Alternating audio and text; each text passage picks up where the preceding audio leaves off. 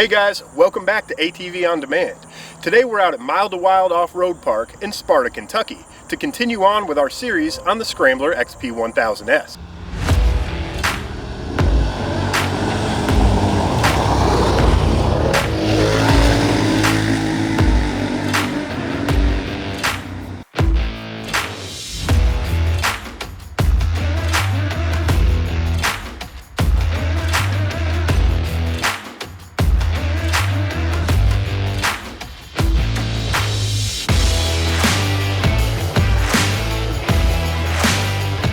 We've been having a blast on the Scrambler through the series so far, but we also like the standard width 1000cc machines. Our goal has been to identify the nuances that make these machines great in their own right in order to help inform potential buyers.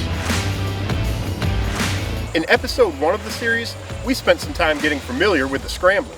For episode 2, we ran it against our standard width Sportsman XP 1000, and now for day 3, we're going to line the Scrambler up against Can-Am's Outlander XTP edition. In our 1000cc ATV shootout earlier this year, the Outlander swept the majority of the performance categories against the Sportsman, so we think it's poised to do well in a head-to-head against the Scrambler, especially since the price point of these machines is very similar. The repeated testing and abuse we're putting these machines through, we're glad to have Slick Products freshening them up after every ride. Slick Products Cleaner and Degreaser is particularly effective for stubborn and hard to reach areas. And like the other products in their 3-step process, Slick Products Cleaner and Degreaser is formulated not to damage sensitive items. Flicking heavy ATVs through rocky corners can be done more confidently with a strong set of beadlock wheels.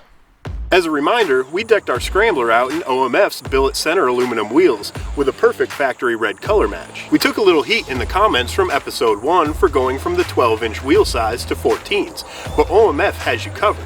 They can build literally any wheel you can dream up for your ATV side-by-side or truck.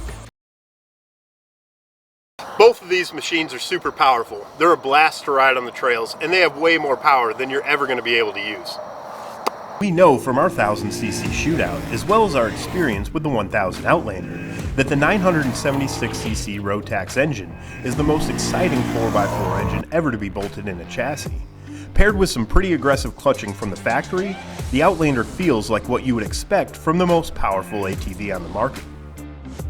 The Can-Am Outlander, it's really got a pop to it right from the bottom. With the Scrambler S, it has a very linear curve with the power delivery.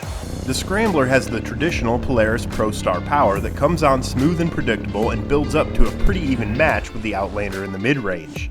The smoother power delivery can certainly be a huge benefit to riders looking to conquer gnarly terrain, because there is an element of control that isn't there on the Outlander due to the initial bite.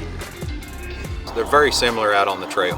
Where you see the most difference is like in the drag race situation, where the Can-Am comes off the line much harder. Top speed and drag race winners don't really mean a lot to us because it means very little to the trail experience, which is where our machines spend the vast majority of their time. But we do understand the nagging need to one-up your friends, even if it's just for bragging rights. So of course we lined the ATVs up for a drag race. We knew coming into day 3 that the Outlander was fast.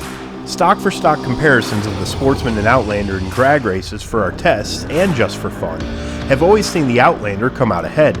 That is until we got the added performance increase from an HMF exhaust and fuel optimizer for the Sportsman.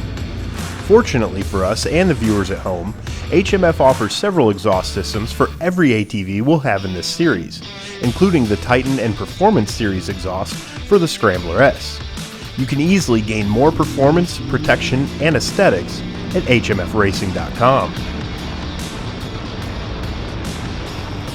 The clutching's unique on both machines. With the Can-Am Outlander, it comes on very stout from the bottom end and gives you that punch. And with the Scrambler S, it starts out somewhat mellow, but when it hits the mid-range, you know it.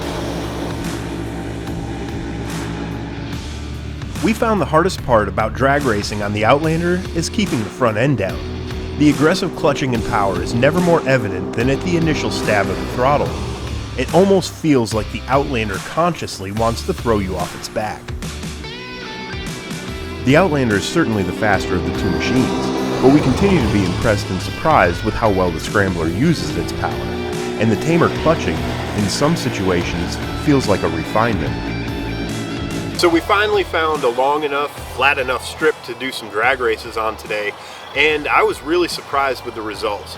I expected the heavier weight of the Scrambler to make it more sluggish, and I really expected the Outlander to pull on it. That wasn't really the case, because the Scrambler's extended wheelbase and heavier weight kept it more planted off the line. The Outlander has a narrower wheelbase and more aggressive clutching, so when you stab the throttle, the front end wants to pick up. We were able to bury the throttle off the line on the Scrambler, and it just hooked up and ran. The ergonomics on the Outlander and Scrambler are much different. The Outlander has a blockier midsection as a result of the hefty Rotax V-twin and the clutch location. This makes maneuvering your body around the machine a little more difficult.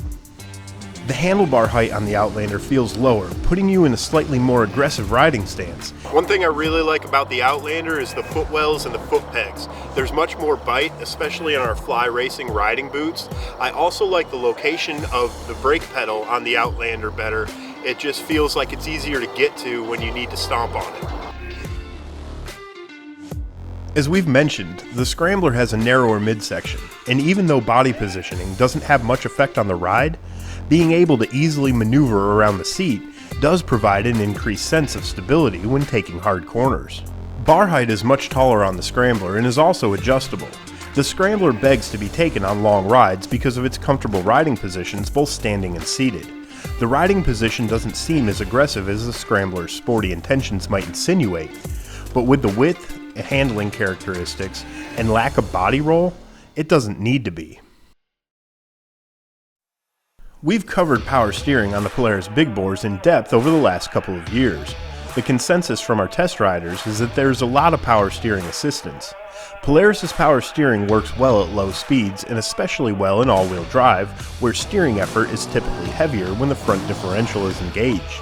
The trade-off is that it's a little nervous at higher speed, but in general we're referring to speeds that you wouldn't typically hit on a trail. The power steering on the Scrambler S at high speeds seems a little light to me, but when you get into slow speed technical things, it's pretty much ideal. The Can-Am Outlander, it has just enough positive feedback in the handlebars, a little bit heavier. I feel like the Can-Am is just right. I feel like the rider feedback through the handlebars has got a good feel to it, and you can feel what the bike's doing underneath. The Outlander's tri-mode DPS is a heavier steering effort even in the maximum setting, which is typically where we leave it. This makes the Outlander a little less maneuverable at a crawl, requiring more effort from the upper body of the rider. We prefer the increased steering effort when running at higher speeds, because it makes the steering more predictable. Yeah, I started out on the Scrambler S this morning, and suspension, I continue to be impressed by it. Have not found the bottom yet.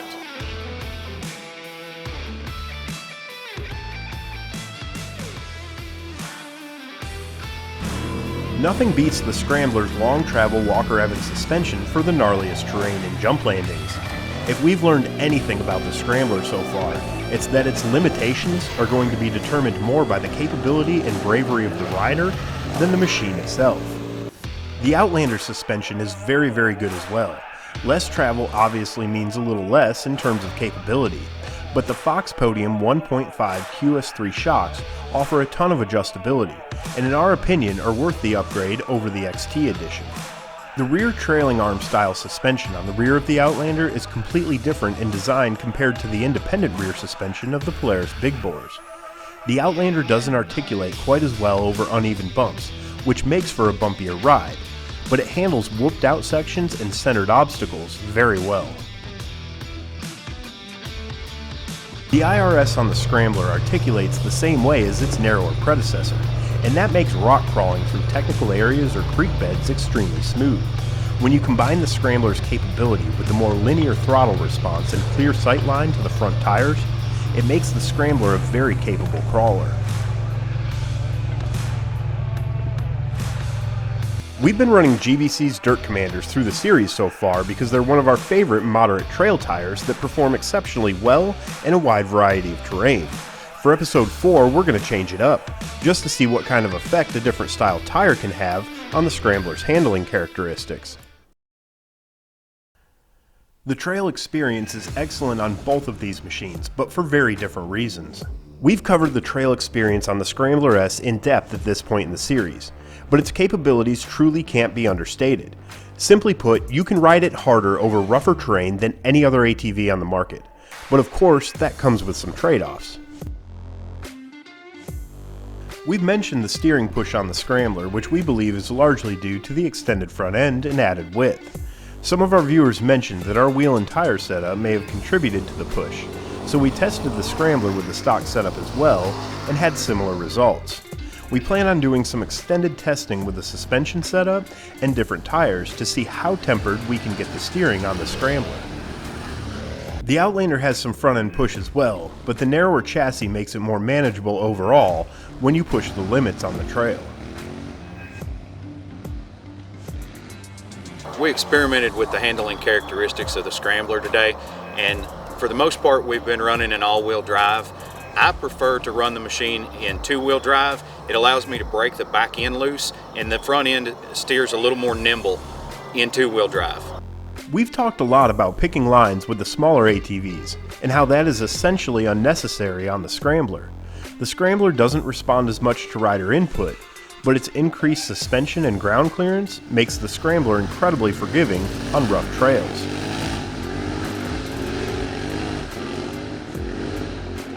With the Scrambler S, it may not be as precise, but you don't have to be particular with your line. You just point it and it goes over any obstacle there is. The harder we pushed the Outlander, the more we appreciated its capability. The dynamic power steering is perfect for riding aggressively, and the Fox podium shocks do their best work when being pushed towards their limits. Clutching and power delivery being thrilling right out of the gate is adrenaline producing as well. I have less experience with the Can-Am Outlander, but I was very impressed with its capabilities today. The Outlander still suffers the limitations of the more traditional narrow width, which meant that pushing the limits behind the Scrambler set us up for some harsh realizations about the difference in suspension travel and ground clearance. Switched up to the Outlander, very good suspension. It's just less travel, and if you hit a bad G out, you will bottom out. We consistently found the bottom of the suspension travel at certain points on the trail, mainly in areas we expected to, but we did want to test the limits of the Outlander's premium suspension. The Outlander isn't as comfortable overall as the Polaris big bores, but the Outlander is pretty unapologetic about being more performance oriented.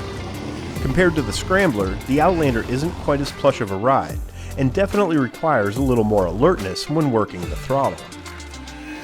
Today, the Scrambler continued to excel over the rougher and choppier terrain that we experienced.